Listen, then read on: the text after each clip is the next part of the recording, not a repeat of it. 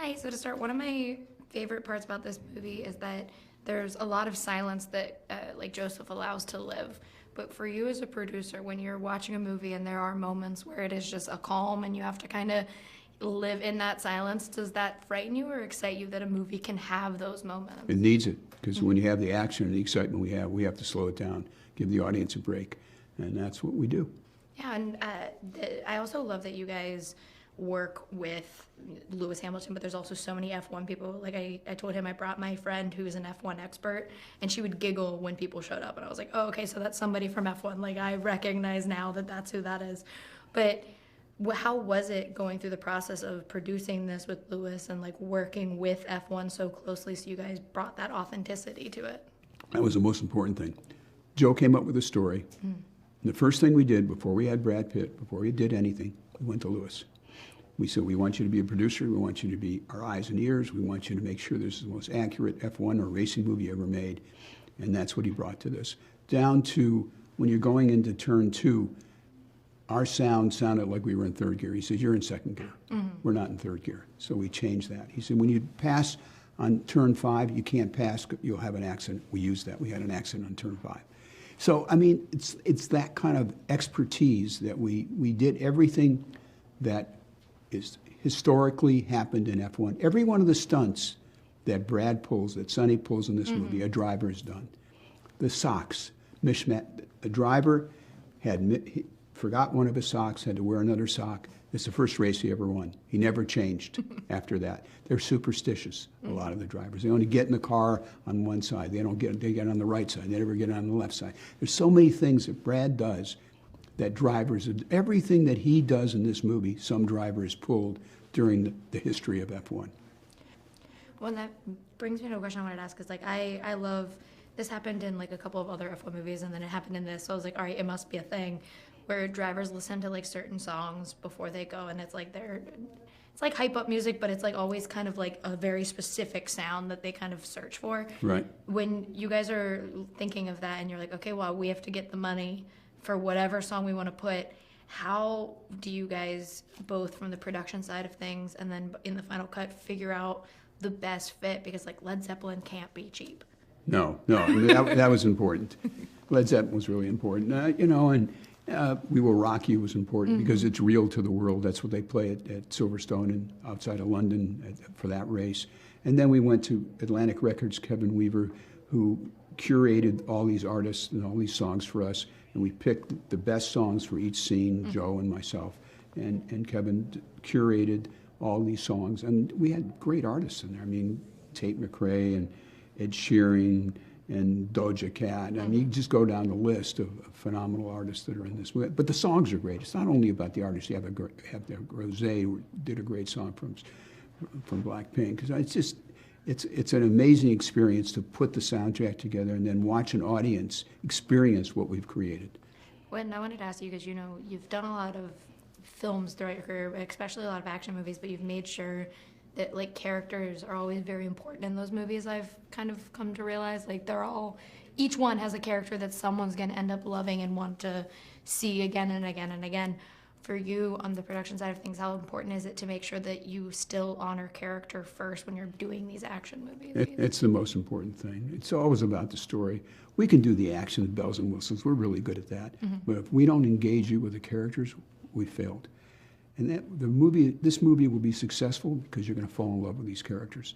Not only are we immersing you in a world that you know nothing about. You don't have to care about racing or know anything about racing to see this movie, because it's an emotional experience. It's why I went to the theaters when I was young.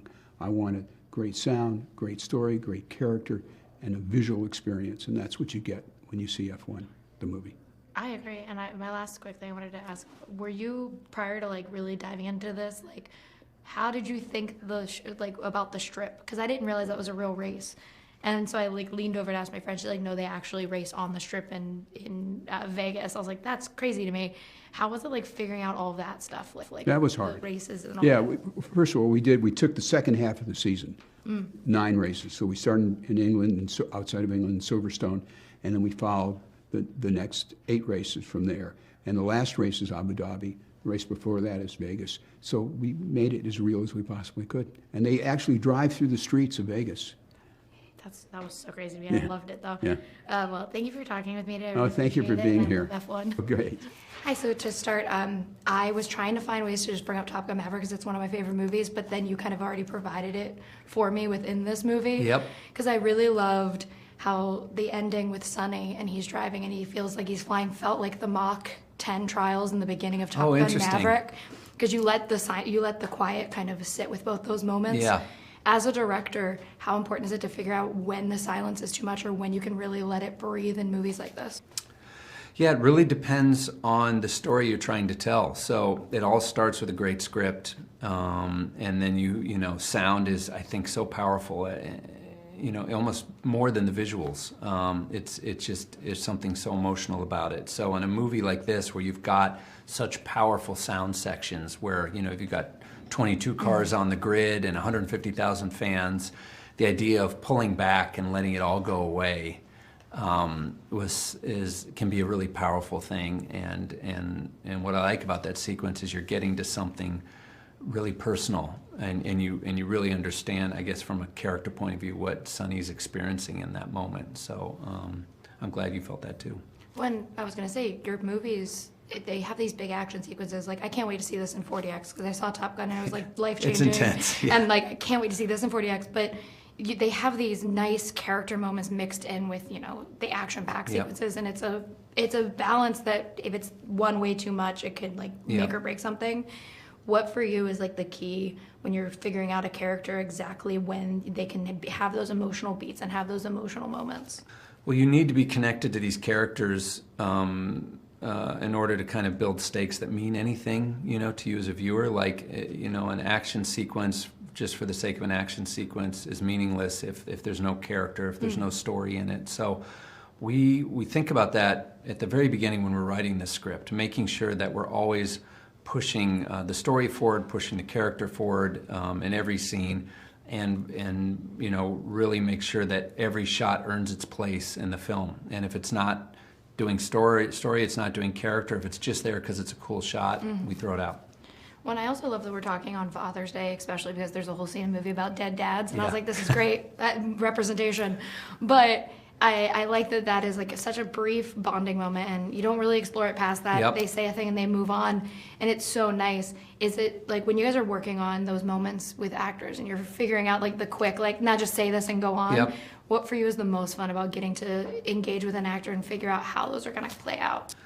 I mean, casting is everything in filmmaking, and having actors of, you know, you're talking about that poker sequence, when you've got Brad Pitt, when you've got Damson Idris, Kerry Condon, you've got three actors who bring all their experience, all their talent, you know, and then you have to have the confidence to let the scene evolve on its own. A lot of those great moments that I've had in movies are things that have come up on the day. They were never written on the page. They were ad-libs that the actor came up with on that one take.